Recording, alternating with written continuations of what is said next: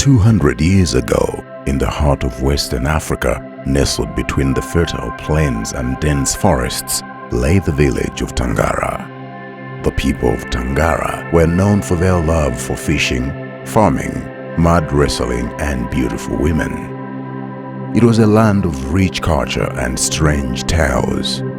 One of such myths is the legend of Kalumba. Some call him the Dawn Keeper, others the Dark Prince of Justice or the Ghost of War.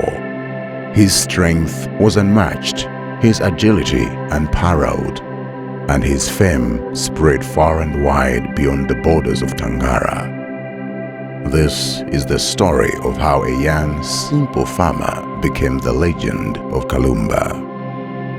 As the only son of a widower and lifelong farmer, Kalumba was brought up the way of a farmer. He grew up strong, focused, and always tending his crops. He lived alone at the bank of the river Hanta that meandered across the village and owned a large farm few miles beyond the village forest. Always minding his own business, he was known by all to be kind-hearted, soft-spoken gentleman who lived a modest life. That calm was suddenly disrupted one afternoon after a usually long market day.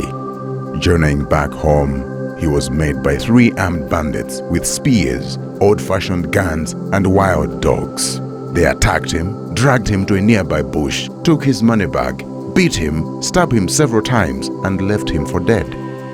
His lifeless, decaying body was not found until the early hours of the 3rd day by 2 children loitering about in the village forest, which is also called the Forest of Mbida. They rushed to inform the king's guards about what they had found. To their shock, Kalumba's body was gone by the time they made it back to recover it.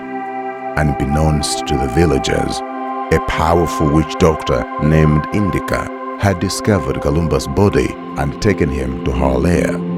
She nursed his wounds and performed ancient rituals to empower him with superhuman strength and unmatched fighting skills. Kalumba awoke to find himself transformed into a mighty warrior. Being a victim of bullying and robbery several times, Indika programmed her new creation to seek revenge and rid the village of criminals and injustice. Since that time, Kalumba became a mysterious figure, striking fear into the hearts of thieves, bandits, and rapists. He was never seen in broad daylight in the village again, but he was heard and felt among the villagers. Whenever a loud, shrill cry was heard at dawn, the villagers knew a criminal had just been captured, tied up, and left unconscious at the base of a large oak tree in the center of the forest. It was then a responsibility of the town council and palace guards to complete the punishment. If the judgment was not right, he repeated the punishment, this time including some members of the palace guards and town council elders. No one got away with crime. Everyone trembled at the thought of him. Culprits were often traumatized and trembled when they spoke of him as though he were a ghost of war. And for years, the terror of this so-called ghost of war rid the village of criminals, thugs, gangs, and even invaders. His exploits and that shrill cry at dawn earned him the name the Dawn Keeper. His greatest challenge came when the king of the land, King Oluka, greedy for more power, forcibly seized and sold a piece of land that had belonged to a poor family for generations. The family was left homeless, and the king's actions sparked outrage across the village. The Dawn Keeper had to pay the king a visit, but the king's guide and priest, Baba Fakunle, aware of Kalumba's powers and intentions, consulted the gods to give him an answer to his unstoppable force. The gods gave him a direct instruction. He had to assemble an army of children under 13 years of age, and if Kalumba strikes any of them dead, his powers would be lost. This was the only way he could be stopped. In front of the king's palace, deep into the night, a few weeks later, Kalumba appeared to execute justice, but he was met with a host of armed children, inexperience and fear in their eyes as they stood their ground. Few soldiers, however, were on standby, hidden behind the palace walls while the king sought refuge in a bunker. For most people present, it was the first time seeing him in any form openly. He was terrible to behold.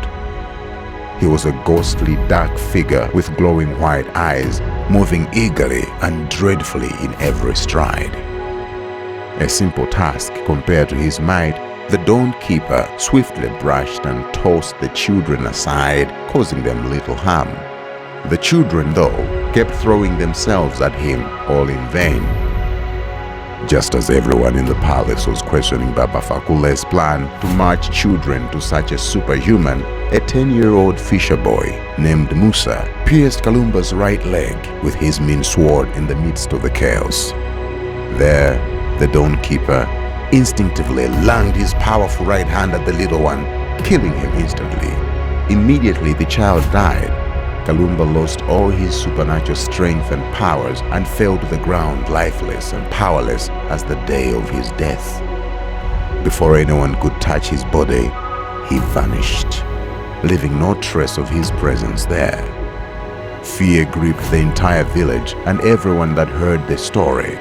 From that day forward, a superstition spread throughout the land.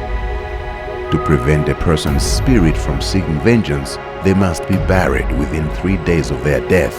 If not done, and the burial happens beyond the 3rd day, a male child of 13 years or younger would have to be killed and buried together with the dead. And so, to this day, some say they still hear a shrieking sound at dawn. Others have alleged to have seen his ghostly form lurking in the forest at night with those same eerie glowing eyes. But one thing is certain: the people of Tangara always bury their dead before the 3rd day, all because of the legend of Kalumba.